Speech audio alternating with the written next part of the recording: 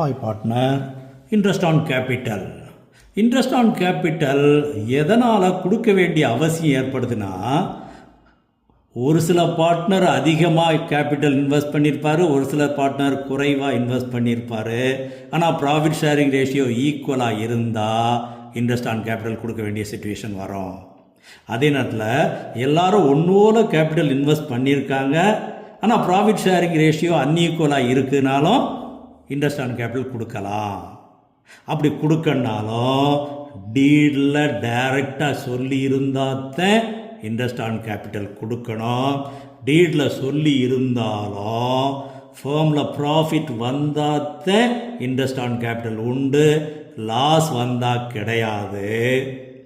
அதே நேரத்தில் போதுமான அளவுக்கு ப்ராஃபிட் இல்லை, not sufficient for interest on capital, அப்போது அந்த ப்ராஃபிட்டை இன்ட்ரெஸ்ட் ஆன் கேபிட்டல் ரேஷியோவில் பிரிச்சிடணும்.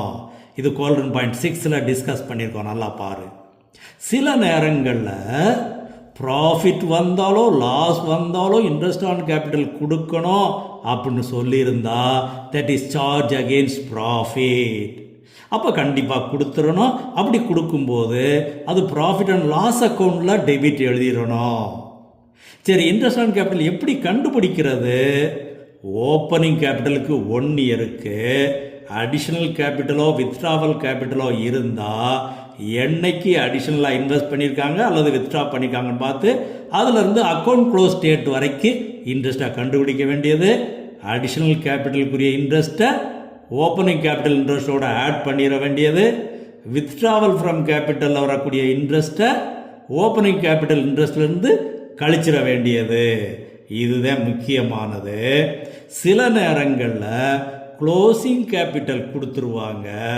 அப்போ நம்ம கேபிட்டல் அக்கௌண்ட் ப்ரிப்பேர் பண்ணியோ இல்லை அட்ஜஸ்ட்மெண்ட் டேபிள் ப்ரிப்பேர் பண்ணியோ ஓப்பனிங் கேபிட்டல் கண்டுபிடிச்சு அதுக்கு இன்ட்ரெஸ்ட் கண்டுபிடிக்கணும். இதுக்கு ஜேர்னல் என்ட்ரிஸ் கேட்கலாம். Adjustment entry interest on capital account debtor to partners capital account or current account. அதே இதை profit and loss account transfer பண்ணுறதுக்கு profit and loss appropriation account debit to interest on capital account.